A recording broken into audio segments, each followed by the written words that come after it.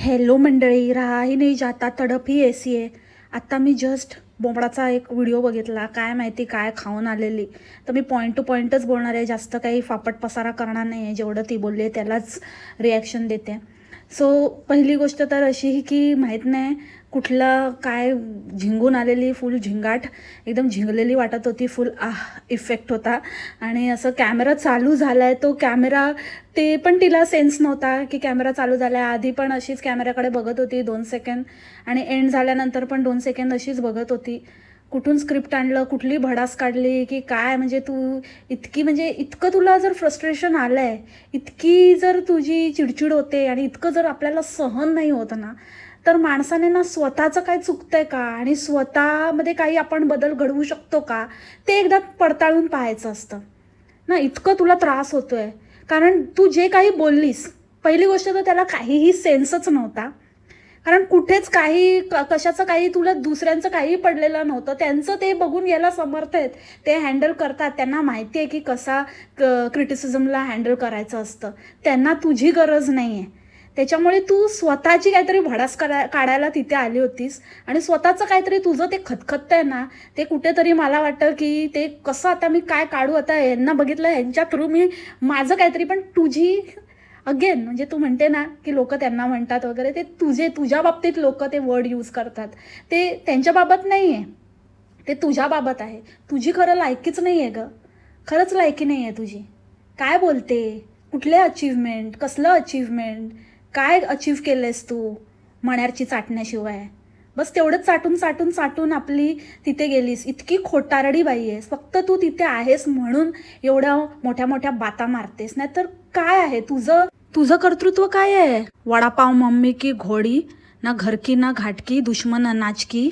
अगं ते काहीतरी कर आता. ते थोबाडाचं इंजेक्शन घेऊन घेऊन एवढं सुजलं, आता कॅमेरातनं फुटून बाहेर येईल. बस तेवढंच बाकी राहिलं. एवढं मोठं तोंड घुसवते, कॅमेरा अँगल ठेवण्याची पद्धत नाही की कॅमेराला कसं फेस करायचं. काय शिकलीस तू तू इव्हन हे यूट्यूबवर पण काय शिकलीस, काय अपग्रेड केलं. आपलं उठायचं, कुठलेही कसेही अँगल, कसंही काहीही व्हिडिओ टाकायचं, आवाव आवाव करायचं, ढेकर मारायचं, ढुसकांडा सोडायचं, सगळं हेच. कुठलं काय काय अपग्रेड केलंस तू. काहीच अपग्रेड नाही केलंस तू. काय एक लँग्वेज येते का तुला, कुठलं काय मराठी बोलता येत नाही की इंग्लिश तर सोडूनच द्या, आणि तिथल्या भाषा तरी बॉन्छॉ बॉन्छॉ करण्याशिवाय तुला काही येतं नाही. एन्जॉ चल निकल अडेन. आलिया हे पण नाही बोलता येत. आल्या आल्या, आल्याचा तुकडा आहे का, आल्या गेल्या हिची येऊन जाऊन मारा. गब्बस, काय बडबडत असते. खरंच रे बाबा, ही काय कुठून आणला रे हा नमुना, कुठून यार मण्यार. शी, आणि ही माझी बायको आहे असं तुला जगासमोर आणि मांडावंसं पण वाटतं. ती तुला जगासमोर दाखवते. कसलं रे बाबा, शी. म्हणजे खरंच किती शेमफुल गोष्ट आहे ही. जर तुला खरंच काहीतरी असं चांगलं व्हावं असं काहीतरी वाटत असेल ना, एक तुझा रिस्पेक्ट राहावा असं वाटत असेल ना, हिचं तोंड बंद कर बाबा या बाईचं, आणि just get rid of her. At least तिला ना, आता तू ते नाही करू शकत, 2 मुली पदरात आहेत, तर ॲटलिस्ट आहे ना तिला हे सोशल मीडियावर जरा बंद कर, जरा आटोक्यात आण. नको ती अक्कल पाजळू नको म्हणा. डेकार एवढंच कर. प्रश्न काय भारतीय म्हणून आपली काही जबाबदारी आहे, आणि काय ती भारताला रिप्रेझेंट करायला गेले. तुला काय माहिती आहे का, तू अभ्यास काय कधी करतेस. अगं बाई, तू आधी स्वतःची जबाबदारी बघ. एक मुलगी म्हणून, एक आई म्हणून, एक बायको शिवाय तुला कुठली जबाबदारी. तू नेटाने ते बायको पण कशाला आहेस ते माहिती आहे ना तुला, चांगलंच माहिती आहे तुला. तू स्वतःचं बघ आधी, नंतर भारतीयांच्या गोष्टी कर. आणि दुसरी गोष्ट, ते भारताला रिप्रेझेंट करायला आणि हे करायला अजून खूप जण आहेत. आल्या गेल्याची गरज नाही आहे. ती ब्रिटिश सिटीजन आहे, आणि भलेही चल ती करत पण असेल, गेली पण असेल, पण तिला तुझ्यासारख्या थुकरट कोणाची गरज नाही यार. बाजू बिजू घेणे, तू तर आणि घाण करून ठेवलीस. नाव पण घेता येत नाही, आली मोठी कैवार घेऊन, आणि मराठी माणूस आणि मराठी माण्याच्या मोठ्या बाता मारते, आणि एकच डायलॉग, त्याच्या पुढे बुद्धीच नाही ना. मराठी माणूस, मराठी माणसाचे पाय खेचता, मराठी माणूस, आणि काय नऊवारी रिप्रेझेंटेशन. आणि तुझ्यासारखी छपरीबाई तेवढाच विचार करू शकते. नऊवारी नेसण्याचं पण एक तमासगिरीण कसं नेसते, आणि एक व्यवस्थित अशी घरंदाज बाई कशी नेसते, ह्या दोघांमध्ये फरक आहे. कुठल्या पद्धतीची साडी आहे ती. तमासगिरणी पण अशा नाही नेसत. ही कुठली साडी आहे, कुठली चीप लेवलची. अगदी नऊवारी पण अगदी शास्त्रोक्त पद्धतीने, अगदी झाकपाक करून, एकदम झाकून पाकून नेसता येते. घरात कधी आपल्या आजींना वगैरे, तुमच्या घरात जर खानदानी बायका असतील ना, ज्याची शक्यता कमी आहे पण असतील, किंवा बाजूला आजूला कुठे असतील ना, तर त्यांच्याकडे बघ आणि जरा शिक. स्वतःवरून नको ओळखूस, दुसऱ्याची पारख नको करूस. तू चढिगनास म्हणून जग चढिगना नाही आहे आणि एक्सेप्ट नाही करणार.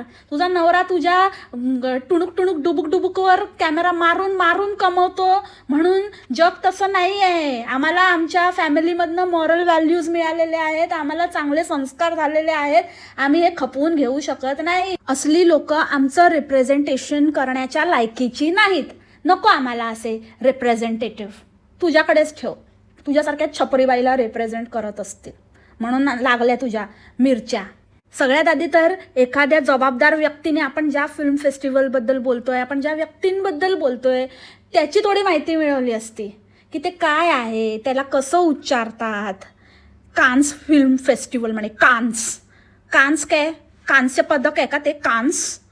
आल्या आल्या गेल्या. कॅनच असतं ते, फक्त कॅन्स नसतं, कान्स. मोठी झुरका मारलेली झुरकांडे, खोटारडी जबाबदारीच्या गोष्टी सांगते.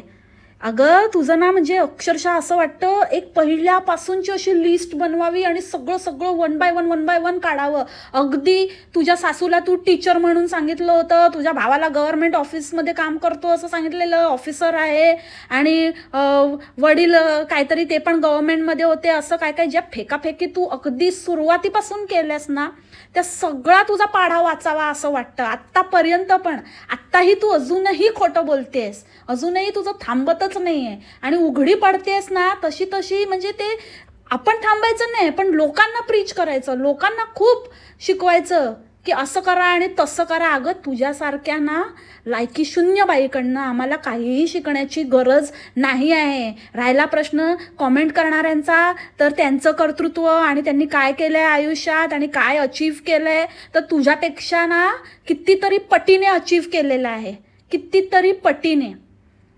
तू काय अचीव्ह केलं आहे, तुझी काय अचीव्हमेंट आहे ना, ते आधी तू सांग आणि नंतर मग दुसऱ्यांच्या अचीव्हमेंटच्या बाता कर.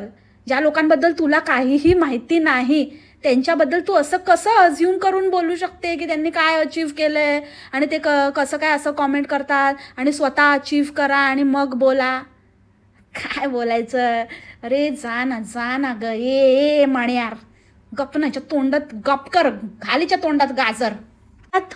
तू टॉपिकच चुकीचा निवडलास.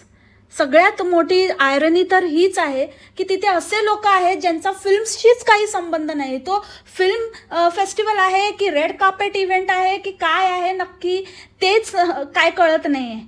कारण आता तर जे लोक गेले त्या लोकांचा फिल्मशी दूरचा काही संबंध नाही, त्यांची कुठलीही फिल्म आलेली नाही आहे, नाही त्यांना कोणी सांगितलं आहे की आमच्या देशाला किंवा आमच्या राज्याला रिप्रेझेंट करा. ह्यांनी स्वतः ठरवलं आहे आणि स्वतःच कोणाला तरी थुकरट लोकांना उचलून घेऊन गेले. त्या आल्याचं तर जाऊच दे, पण बाकीचे लोक तर हे मराठीवाले तर कोण आणि कुठल्या बेसिसवर गेले आहेत?